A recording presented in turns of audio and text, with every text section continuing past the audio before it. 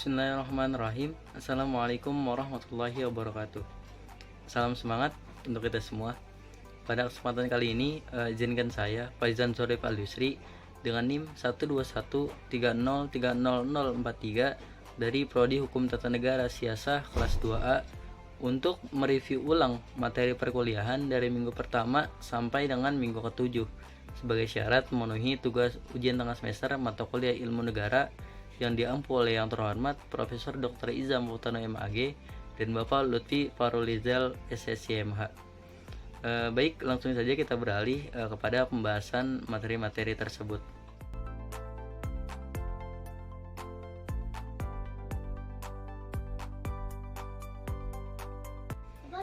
Pada pertemuan minggu pertama, ini hanya membahas mengenai kontrak belajar dan penyampaian RPS untuk satu semester ke depan, di mana di dalamnya membahas mengenai teknis atau sistem perkuliahan mata kuliah ini. Kemudian mahasiswa diminta juga memberikan tanggapan terkait ekspektasi mahasiswa mengenai mata kuliah Ilmu Negara ini. Nah, adapun ekspektasi saya sendiri dalam perkuliahan tersebut adalah mampu aktif dalam mengikuti semua proses pembelajaran, sehingga dapat memahami segala materi yang ada di dalam suatu unsur kenegaraan, baik secara teori ataupun implementasinya, mulai dari dasar atau pondasi pembentukan sampai kepada cara pengaplikasiannya di dalam kehidupan masyarakat. Nah, di samping demi memperoleh kemampuan ilmu tersebut.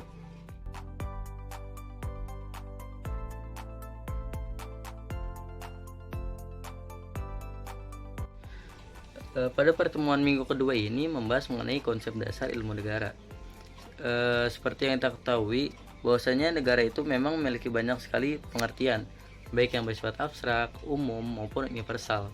Adanya ilmu negara ini pertama kali diperkenalkan oleh George Jelinek, yang kemudian teori mengenai ilmu negara tersebut semakin berkembang. Para ahli memiliki sudut pandang yang berbeda mengenai teori ilmu negara ini. Sebagai contoh, Hans Kelsen misalnya mengungkapkan bahwa negara itu hanya berfokus pada aspek hukum saja, tidak perlu kepada awal mula terbentuknya, unsur-unsurnya, dan sebagainya. Kemudian teori Hans Kelsen tersebut disanggah oleh Rolf Kleinenberg dengan dibuatnya antitesis Kelsen, yang mana ia menganggap bahwasannya ilmu negara harus membahas aspek awal mula atau sejarahnya, hakikat, struktur, ciri-ciri, sampai pada bentuknya sekalipun. Dengan kata lain, ilmu negara adalah ilmu yang menyelidiki pengertian pokok dan sendi-sendi pokok dari negara dan hukum negara pada umumnya.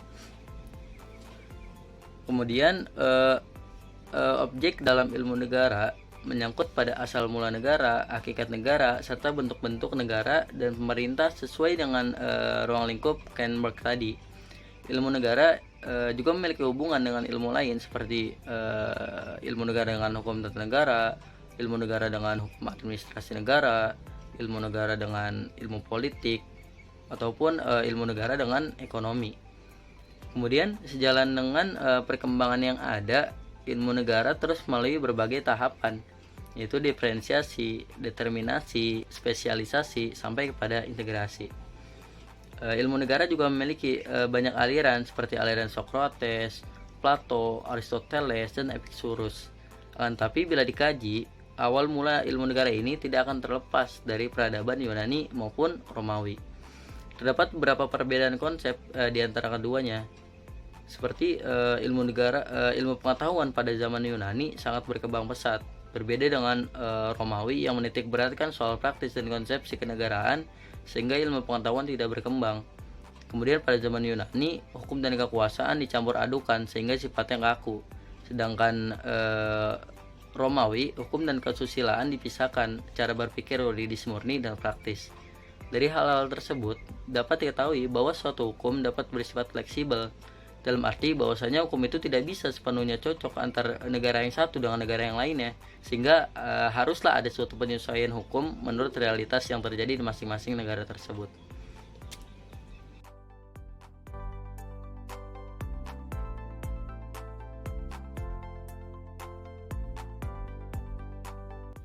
Kemudian pada pertemuan ketiga atau minggu ketiga ini membahas mengenai definisi dan hakikat negara. Secara etimologi atau bahasa, negara memiliki banyak penyebutan seperti state dalam bahasa Inggris, Staat dalam bahasa Jerman, dan Etat dalam bahasa Perancis.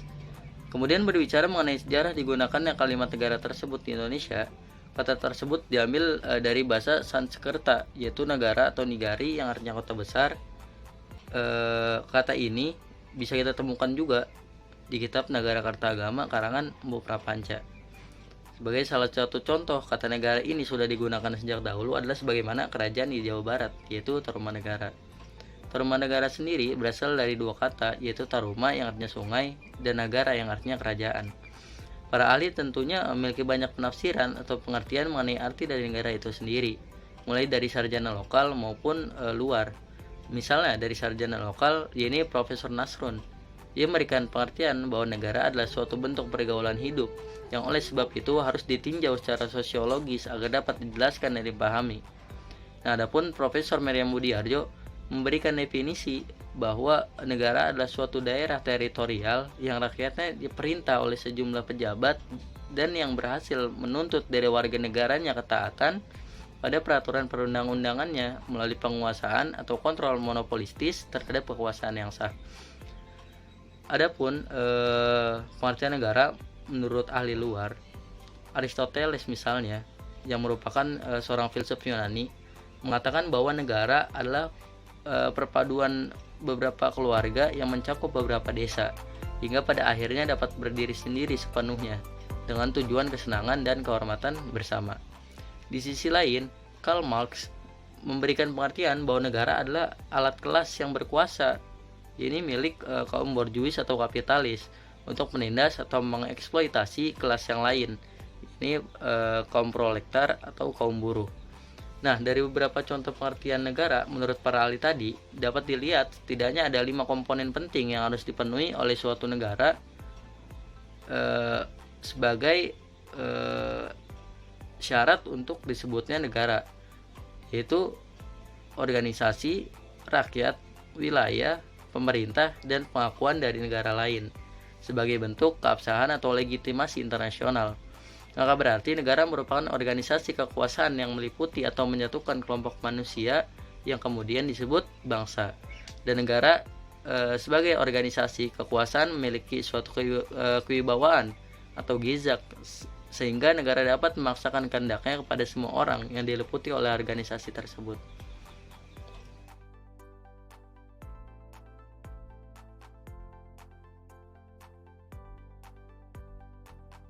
Kemudian pada pertemuan minggu keempat ini membahas mengenai unsur-unsur negara. Dalam proses pembentukan negara, terdapat beberapa unsur yang harus dipenuhi agar apa yang sedang dibangun tersebut layak disebut sebagai sebuah negara. Negara sebagai subjek hukum internasional harus memiliki unsur-unsur terbentuknya. Adapun menurut pasal 1 Konvensi Montevideo tahun 1993, unsur suatu negara yang pertama ini wilayah. Suatu wilayah berfungsi sebagai tempat bermukim penduduknya. Suatu wilayah dapat dikatakan sebagai pasti atau tetap apabila wilayah tersebut sudah mempunyai kejelasan batas-batas wilayahnya yang dituangkan melalui demarkasi atau delineasi batas wilayah. Yang kedua ada penduduk. Pada umumnya penduduk suatu negara terdiri dari 2 tipologi. Pertama, penduduk yang secara permanen di dalam wilayah negara yang bersangkutan serta memiliki hubungan khusus dan timbal balik dengan negara tersebut. Kedua, penduduk yang bukan warga negara adalah orang asing atau warga yang bukan warga negara tersebut. Atau ada juga orang yang tidak mempunyai status kewarganegaraan. Nah, dari penduduk inilah nantinya lahir suatu kelompok yang mempunyai ide dan cita-cita serta keinginan untuk bersatu sebagai tekad untuk membentuk suatu nation atau bangsa. Kemudian yang ketiga ada pemerintahan. Guna mengatur penggunaan dan pengamanan wilayah serta mengatur hubungan masyarakat dengan wilayah agar dapat mengatur dan membina tata tertib dalam masyarakat, maka perlu adanya suatu kekuasaan.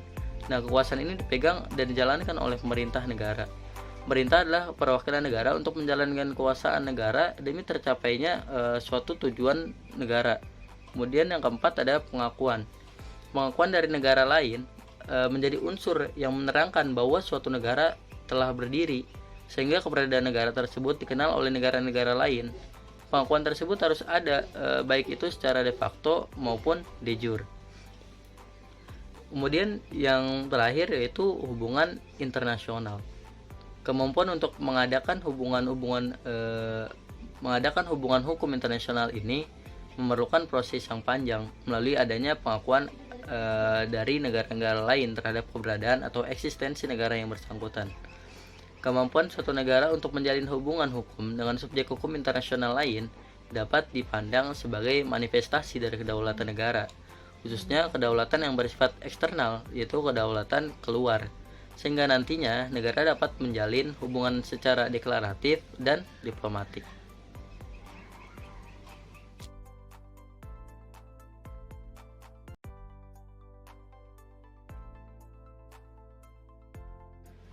Kemudian, dikarenakan pada pertemuan kelima dan keenam ini memiliki sub pembahasan yang sama, yakni membicarakan mengenai teori ilmu negara, masih akan satukan saja pembahasannya sekaligus, supaya tidak terpotong begitu. Nah, berbicara mengenai teori ilmu negara, tentu sangat banyak teori-teori dari para ahli yang dapat kita temukan. Di antaranya, yang pertama, teori negara formal. Teori ini menghendaki sebuah negara berdasarkan fakta yang ada atau fakta sebenarnya sehingga bersifat normatif dan yuridis. The Solent dan The Saint. Teori ini lebih mengedepankan pembangunan sebuah negara dengan tanpa meninggalkan kenyataan atau fakta yang ada. Jadi fungsi utama negara dipandang hanya sebagai penjaga keamanan dan ketertiban sekaligus sebagai media artikulasi aspirasi masyarakat yang menurut kontrak sosial telah dibuat oleh masyarakat dan negara. Yang kedua, ada teori negara kapitalis klasik. Teori yang digagas oleh Adam Smith ini membahas tentang pengaturan masyarakat oleh tangan yang tidak tampak atau the invisible hand, dengan pandangan demokrasi mengenai negara penjaga malam. Maksudnya, negara hanya memiliki peran yang kecil, yakni hanya sebagai pelayan publik atau social service, yang mana negara hanya bertugas mengakomodir kepentingan warga negaranya. Kemudian yang ketiga ada teori negara Marxis klasik yang digagas oleh Karl Marx. Dalam teori ini, negara dipandang sebagai badan yang tidak mandiri dan tidak memiliki kepentingan sendiri. Hal ini terjadi mengingat negara hanyalah panitia yang bertugas melayani kaum borjuis saja, sehingga negara dipandang sebagai alat kaum borjuis yang bertujuan untuk menindas kaum proletar. Kemudian yang keempat ada teori negara Bonapartis yang digagas oleh Louis Bonaparte. Ia berpandangan bahwa negara hanya sebagai alat mewujudkan kapitalisme. Nah, hal ini menimbulkan pertentangan dari kaum proletar terhadap kaum borjuis, di mana negara hanya menguntungkan kaum borjuis. Negara mempunyai kemandirian relatif sehubungan untuk mempertahankan sistem kapitalisme. Perubahan pandangan ini dipicu oleh pertentangan adanya golongan pemilik modal dengan kaum buruh. Para kaum buruh menuntut perbaikan kesejahteraan, termasuk upah dan hak untuk mogok yang ditolak kalangan pemilik modal karena akan mengurangi akumulasi keuntungan mereka.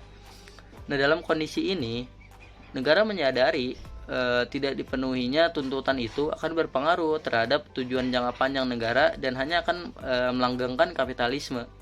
Nah, oleh sebab itu, tekanan kelas borjuis ditolak oleh negara dan negara bertindak sendiri. Negara tidak lagi menjadi alat pribadi dari kelas borjuis, melainkan menjadi alat sistem kapitalisme. Kemudian yang kelima ada teori negara pluralis.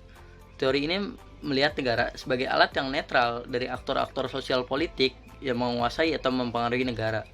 Paham ini menekankan peran penting dalam heterogenitas masyarakat. Negara mencerminkan pluralisme yang ada dalam masyarakat dengan jalan menjadikan dirinya cermin pluralitas, serta dengan melaksanakan kebijakan sejalan dengan keragaman kepentingan masyarakat. Semua kelompok, golongan atau kepentingan bersama-sama mempengaruhi dan mengendalikan negara sebagai alat yang netral. Kemudian yang keenam ada teori negara korporatis.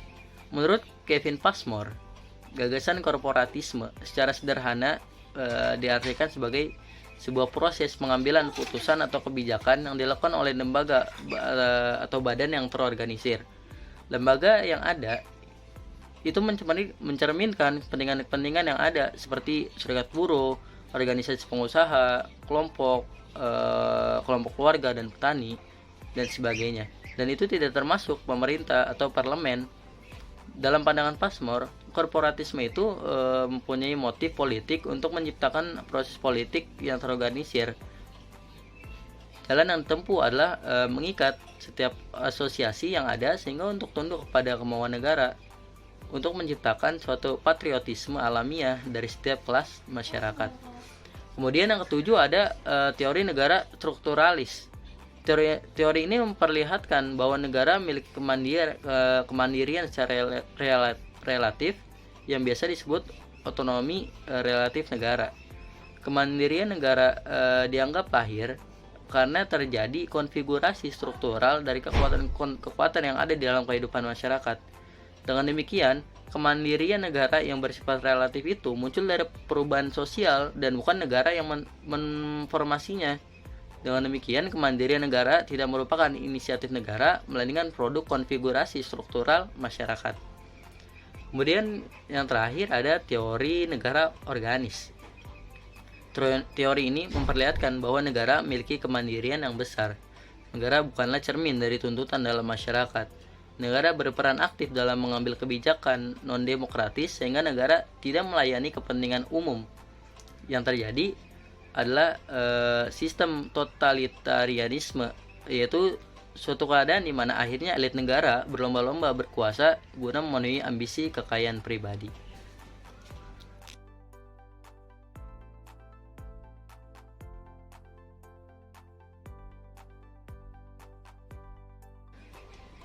Kemudian pada pembahasan yang terakhir yaitu pada minggu ke-7 ini membahas mengenai asal mula negara. Mengenai materi ini, asal mula terbentuknya suatu negara sebenarnya diklasifikasikan menjadi beberapa zaman, seperti zaman Yunani kuno, Romawi kuno, abad pertengahan, terus Aufklärung, masa berkembangnya teori kekuatan, masa positivisme dan sebagainya.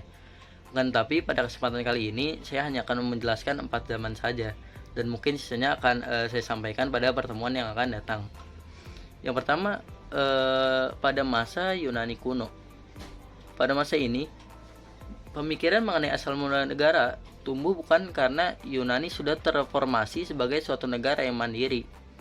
Pada abad 4-8 sebelum Masehi, masyarakat Yunani atau yang menggunakan bahasa atau terpengaruh dari kebudayaan Yunani tersebar di banyak tempat seperti Yunani, Kepulauan Aegan, pesisir Asia Kecil, dan Kepulauan Sisili dan Italia Selatan, termasuk semenanjung Mediterania, termasuk Spanyol dan Prancis, Libya, Mesir, dan Laut Hitam. Bangsa Yunani tersebar di ratusan polis. Salah satunya adalah Athena, yang dikenal telah memenuhi persyaratan sebagai sebuah negara modern. Tetapi komposisinya sedikit lebih besar dibandingkan dengan sebuah desa di negara modern dewasa ini. Pada masa Yunani kuno ini, khususnya di Athena, telah muncul banyak orator ulung, termasuk pemikir filosof seperti Socrates, Plato, dan Aristoteles. Menurut Socrates, negara bukanlah organisasi yang dapat dibuat oleh manusia untuk kepentingan diri sendiri. Negara adalah jalan susunan objektif yang berdasarkan hakikat manusia.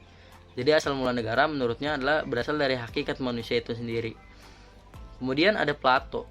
Plato mengatakan bahwa sekalipun manusia mempunyai kekuatan untuk meroleh makanannya sendiri, dirinya tak akan mampu menghadapi kekejaman seekor binatang. Plato mengisyaratkan bahwa berdirinya suatu negara didorong oleh kesadaran manusia untuk mencukupi kebutuhannya sendiri. Kemudian tidak jauh berbeda dengan pendapat Plato tadi, Aristoteles meyakini bahwa negara merupakan gabungan dari keluarga-keluarga yang menjadi kelompok besar. Kemudian kelompok ini bergabung kembali lalu menjadi desa. Kemudian desa memformasi menjadi negara. Kemudian yang kedua, pada masa Romawi kuno. Dalam perkembangan selanjutnya, bangsa Yunani yang besar itu kemudian berpecah-pecah dan jatuh dalam kekuasaan yang Imperium Romawi. Oleh sebab itu, sedikit banyak kebudayaan Yunani mempengaruhi Romawi, sekalipun ada sejumlah perbedaan di antara keduanya. Kalau bangsa Yunani menggunakan istilah polis untuk mengabstraksikan alam pikiran mengenai negara, maka Romawi menggunakan istilah civitas untuk mengabarkan hal yang sama. Para pemikir kenegaraan yang terkenal pada masa ini antara lain yaitu Lucretius, Polybius, dan Cicero. Menurut Lucretius, manusia hidup tidak dalam suatu masyarakat, akan tetapi mempertahankan diri dengan ketersediaan pangan dan sandang yang ada di muka bumi, karena perasaan dengan kepentingan yang sama. Karena perasaan dan kepentingan yang sama, manusia lalu berkelompok untuk memformasi suatu komunitas yang lebih besar melalui suatu perjanjian. Kemudian ada Polybius. Ia berpendapat bahwa pada mulanya negara berformasi monarki yang kekuasaan dilaksanakan oleh raja secara turun-temurun. Namun kemudian raja itu bertindak sewenang-wenang dan tidak memikirkan rakyatnya. Dengan demikian, pemerintah berubah menjadi tirani yang dikendalikan oleh seorang diktator. Tirani mendapat tantangan dari cendekiawan dan bangsawan yang menjatuhkan diktator. Lalu pemerintahan berubah formasi ke aristokrat. Dalam perkembangannya, beberapa aristokrat tadi tidak lagi memikirkan kepentingan rakyat, sehingga formasi pemerintahan menjadi oligarki yang menyebabkan rakyat menderita. Dalam keadaan kacau inilah muncul orang kuat untuk mengendalikan keadaan dan merubah formasi pemerintahan menjadi monarki kembali. Lalu ada Cicero. Ia mengatakan bahwasanya asal mula kehidupan bernegara tidaklah sama dengan jalan berpikir Lucretius. Cicero mengatakan bahwa asal mula negara adalah sebuah kota yang kemudian melalui sebuah kontrak sosial memformasi dirinya menjadi negara. Jadi motivasi pemformasian negara adalah dorongan rasional untuk menciptakan ketertiban. Kemudian yang ketiga, ini masa abad pertengahan. Masa abad pertengahan ini terbagi menjadi dua periode, yaitu pertama pada pra-Renaissance. Tokoh-tokoh pada masa ini antara lain yaitu Augustinus, Thomas Aquinas, Marsilius, dan Thomas More. Yang kedua, pasca Renaissance. Tokoh-tokoh pada masa ini antara lain yaitu Niccolo Machiavelli, John Bodin, Francisco Suarez, Hugo Gracius, dan Thomas Hobbes. Pada masa abad pertengahan ini, masyarakat itu terbelenggu dengan struktur sosial yang feodal, di mana kehidupan sosial dan spiritualnya dikuasai oleh paus dan pejabat-pejabat agama, sedangkan kehidupan politika ditandai oleh rebutan kekuasaan di antara kaum bangsawan. Kemudian yang keempat, pada masa Aufklärung. Masa Aufklärung ini sering juga disebut sebagai masa pencerahan atau masa rasionalisme. Implikasi perjanjian Westphalia 1648 itu menghasilkan konsep negara yang sekuler dengan toleransi agama. Semenjak itu, penguasa tidak berwenang lagi menghalangi atau mengharuskan pengalihan agama dari masing-masing rakyatnya. Di bidang politik, wewenang monarki untuk menetapkan undang-undang harus melalui persetujuan parlemen. Intinya, perjanjian itu menghasilkan balance of power dalam hubungan internasional. Para pemikir kenegaraan pada masa ini antara lain John Locke, Montesquieu, dan Immanuel Kant. Dalam buku Treatise of Government, John Locke menguraikan cikal bakal konsepnya mengenai pemisahan kekuasaan, terutama dalam bab 12 yang membicarakan kekuasaan legislatif, eksekutif, dan federatif dari negara. Locke mengajarkan cikal bakal konsep balance of power dengan memungkinkan rakyat memecat raja yang melanggar perjanjian masyarakat, melalui mana rakyat telah melimpahkan kekuasaan kepada raja untuk menjalankan pemerintahan. Nah, rakyat dengan senang hati telah mengikat diri pada perjanjian masyarakat justru untuk melindungi lives, liberty, dan estates mereka. Kemudian ada filsuf lain yakni Montesquieu. Ia mengembangkan lebih jauh konsep John Locke mengenai monarki konstitusional, di mana kekuasaan yang satu membatasi kekuasaan yang lain. Lalu ada juga Jean-Jacques Rousseau. Ia berpendapat bahwa timbulnya negara bukanlah karena kehendak Tuhan atau alam, tapi karena perjanjian masyarakat. Adapun perjanjian itu lahir karena ada hakikat kebebasan yang melekat pada diri manusia. Nah, di sisi lain, filosof Jerman yakni Immanuel Kant menekankan pentingnya Rechtsstaat atau negara hukum yang meletakkan tugas penting negara untuk menjamin keamanan setiap warga negaranya. Kant menolak konsep negara polisi yang kemudian membayangkan timbulnya negara menurut aturan-aturan konstitusional. Ciri-ciri negara hukum ini menurut Kant itu meliputi terjaminnya hak asasi manusia, pengakuan atas hak-hak individu oleh negara, terjaminnya kesejahteraan rakyat, negara tidak berdasarkan agama, dan terakhir rakyat harus dilibatkan dalam urusan-urusan politik. Jadi dari beberapa masa tersebut dapat kita lihat bahwasanya asal mula terbentuknya suatu negara pada setiap zaman itu berbeda-beda. Hal ini juga dipengaruhi oleh cara pandang para tokoh mengenai permasalahan yang ada.